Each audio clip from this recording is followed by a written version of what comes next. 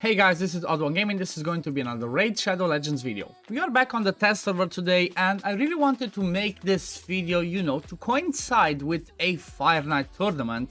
Obviously, you cannot show it over here because it's the test server, but I have prepared this video to show the option of, doing Fire Night hard. I have not done any videos so far on my channel about Fire Night hard, and with this new champion coming out, the blue guy, what's his name again? Criodan the blue. I kind of feel like, he's definitely a pretty good one as an option for tackling the lower levels of the Fire Night. Like, I'm not going to start talking about higher level. It's 100% the hardest dungeon to actually do, but having Criodan the blue, built in the right way along with the right team, can give you an option to farm the first, the first stages at least of the Fire Night on hard.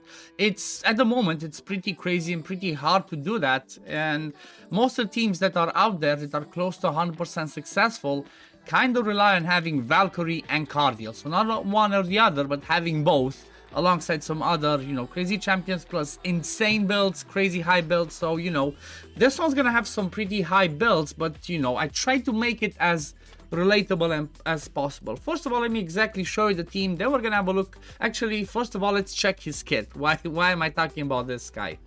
So Criodan the blue is kind of like, Raid's idea of, here's the guy that can do Fire Night hard.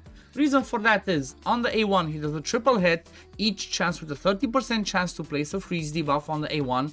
That's not too bad, it's a pretty decent chance, 35%, plus if you give him fearsome presence, as I did over here, as you can see, that gives another 5% chance, so a 40% chance on each hit. That's pretty good. Then on the A2 he has a double AoE with a 65% chance, 70 with the fearsome presence again, of placing freeze. So it's not 100%, not the A1, not the A2, they're not 100%, but it's, they're going in the right direction. So hopefully they're gonna release, I don't know, maybe a fusion one day that's gonna be kind of like the legendary version of this guy, but with 100% chances of placing freeze. Like, I don't know, maybe they're gonna release somebody that's kind of like an allure. On the A1, has a 100% chance to freeze as a legendary if they crit or something like that. We have a lure for lower levels up to 25 where we can still control the tier meter through actual tier meter control. And I'm hoping that maybe they're gonna release something like this, but still, he's a pretty decent option. Freeze over here, plus he brings in the increased speed and tier meter boost, which again can help you can help speed up your team. And then on the passive, fills his tier meter by 5% for each debuff placed by him. So, overall, he has definitely, his kit was 100% built for the Fire Night. But at the same time, if you look, especially at the A2, he could be viable for freezing the spiders if you have an AoE HP burn strat, or, freezing the Doom Tower wave. So, overall, his kit is 100% really good towards control. That's my opinion. Plus, boosting with the increased speed and tier meter can actually help as well. Now, let's have a look at the team that I built. And like I said, I try to make it free-to-play friendly team. So I'm using Yakar the Scourge, which is another freeze champion that can, everybody can obtain through the clan shop. Just, takes you a while, but by the time you're gonna get here, hopefully, you should have it, because hard Fire Night is definitely, that's why it's called hard. It's really hard, and you would not be getting here in the first year, or like even more than that, unless you spend, go crazy. Then the other one champion that I brought in was Ronda. Honestly, I just brought Ronda in here for damage and multi-hit. She has, triple hit on the A1, triple hit on this one, double hit on the AoE. Plus, she has the passive that she has a chance to always join the attack. So I just straight up brought her for damage and multi-hits because I tried to make this run as fast as possible. I used Arbiter in this spot, I used Coldheart in this spot, but I decided to keep, Ronda just for the sake of speeding things up. Then the other one that I'm using is Lydia. Lydia's obviously, after you complete all those factions, it again should take you like a year and a half, 2 years, depending on how much you focus it. But Lydia's mostly in there for decreased defense, weaken, strengthen, and increased speed. This is mostly what she's in there for this A2. I mean, you could replace her with somebody else maybe that provides you the, I don't know, weaken, strengthen, some other kit in there, but it's a bit tricky, and you kind of have to look at it in a way of, if you replace her, what else do you bring? Maybe you bring, I don't know, another free champions, but that's gonna make the waves a little bit slower. Then I brought in Ferric in the Fat for his ally attack because we have to take down a lot of the, you know, a lot of the shields. You know, let's just start playing the run. We have to take down the shield, and it's a lot of ticks. It does not have to be necessarily Ferric in the Fat. It can be, you know, either him or Krila with Charm, Longbeard, Lonatharl. There's plenty of other options. Compared to him, I do believe that Longbeard or Lonatharl are better because they join the attack as well. I think Lanakis also joins the attack as well, so somebody that also joins the attack as well would be better because that's one extra hit that you're doing on the shield itself. So what I'm showing is stage 5 only because after this, the higher you go, it becomes harder and harder, and it's especially because the boss's speed goes up by 25 from here. So, you know, this is just, you know, some initial testing. I play with this team a little bit, and I do believe that for somebody, you know, that doesn't have all the crazy champions, all the insane components to do this easily, even like I said, to get to stage 10, it's hard. So this is, from my point of view, you know, a free-to-play sort of friendly option where, you know, you're using 1, 2, 3 free to obtain champions. Then if you pull him as a free champion, it's kind of like, you know, a Criodan showcase, then he can be used. And then for the ally attack, you know, you hopefully by this time, after a year and so of playing, you will have somebody that does an ally attack, not necessarily Ferric, and you know, he might be the easier option because he's an epic. You might have higher chances. So when we get to the shield, the way that I have it, it's like I start straight up with the ally attack. So we go in there, boom, straight up, lots of hits. He starts with the A1, again, we're 6 down. 2 hits from a A3, 3 hits from him, and then I have him going with the A2. So I have, what's his name? Yakar going with the A2 where he places the decreased speed. He places a freeze. I have him booked, just to clarify. 100% chance he places the freeze. And then he also places an increased speed on himself. And the way this one works, even though there's still one tick, whatever debuff you land over here still works. So he goes there and boom, landed increased speed, landed the freeze, and now it's, you know, it's down to a little, it's still going to be RNG. I'm not going to say this team is 100% because it's still going to be the RNG. I might not land any of the freezes, you know.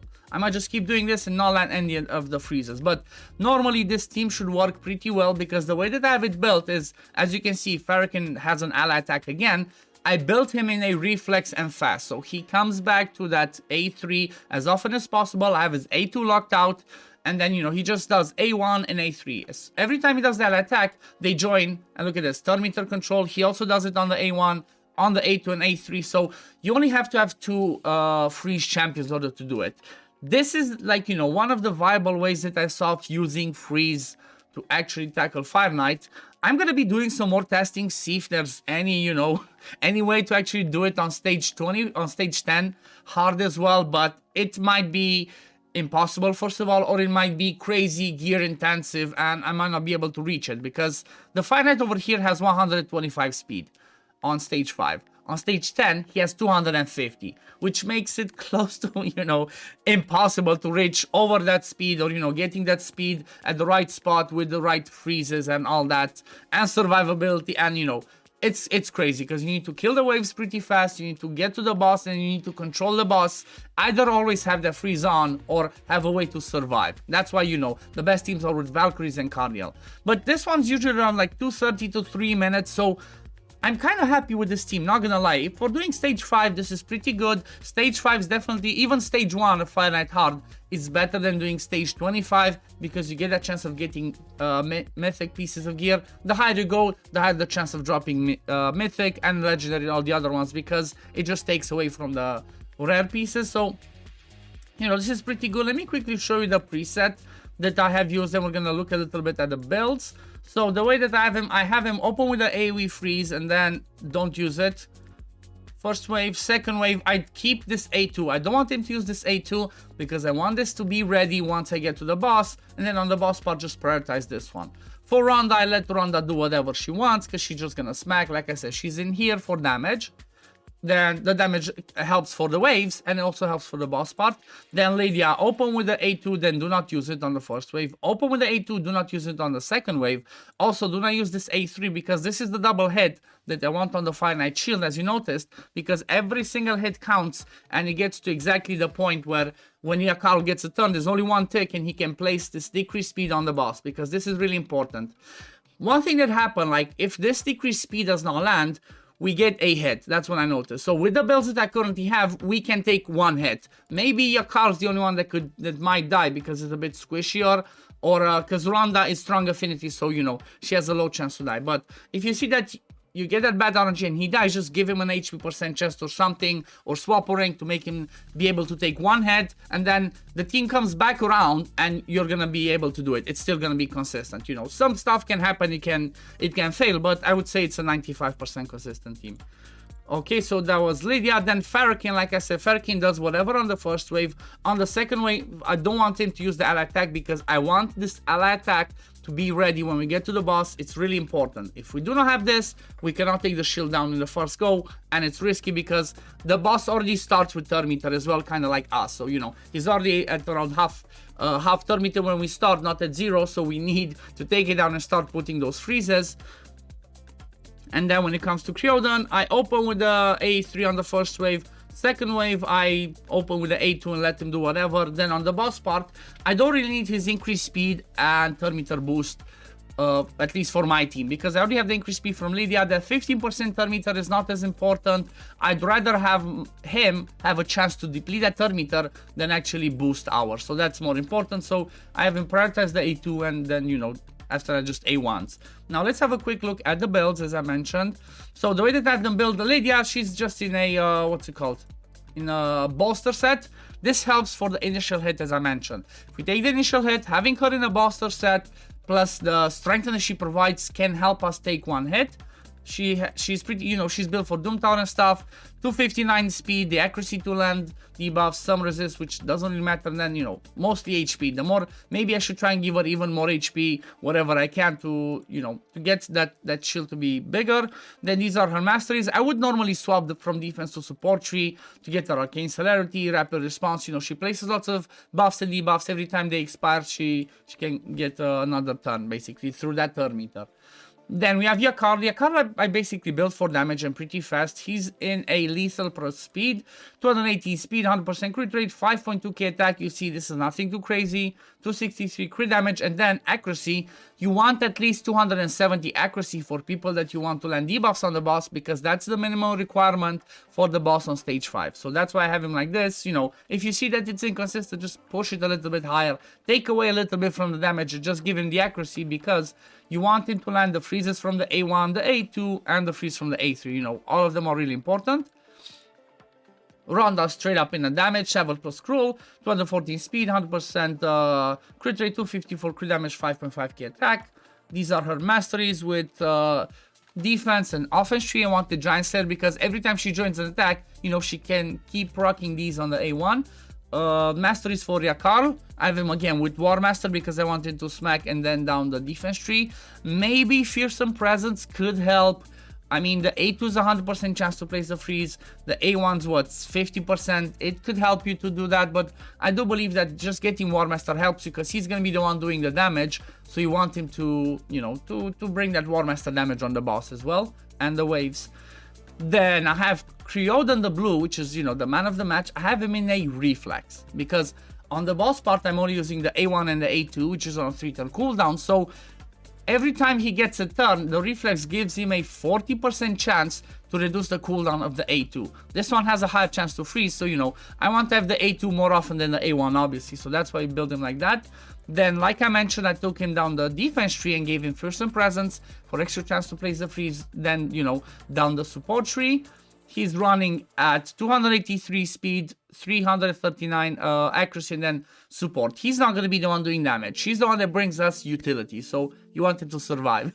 Definitely, that's why I built him like this. You know, the faster you can get him, the better. Just make sure you keep at least 270 accuracy, as I mentioned. And then Farrakhan the Fat, again, in a reflex set plus perception.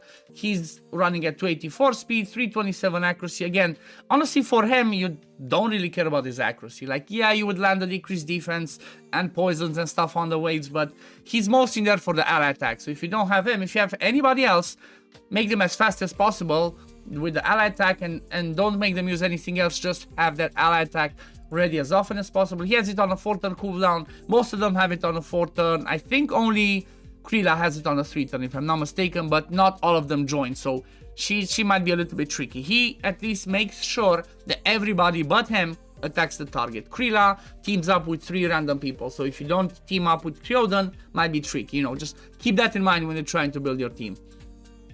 Then the masteries for Farrakhan, again with War Master to bring a bit of damage, and I did get Cycle of Magic, because you know what, that 5% can give us an extra chance to do that hit. If you can get him with refresh accessories, do that. Same thing for Criodan the blue. If you can get refresh accessories, get as many as possible, so you make sure you keep the boss's turn meter down by constantly landing those frees. But yeah, this was the team. Like, just leave it in the comments below, guys. What do you think about this team? If you got this champion, would you try to build it? Do you think it's, you know, do you think it's too gear intensive? Do you think it's relatable? Like I said, I try to make it as relatable as possible for, you know, people that have played for a while. I'm not talking, you know, when I say free to play, people will be like, oh, it's what do you mean free to play? Yeah, Validia. You can get those champions without spending. That's what I mean. Like, on my free-to-play account, I finished some faction wars as an example, and I'm thinking that maybe in about a year I would be able to get Lydia. So that's what I'm saying when I'm mentioning free-to-play.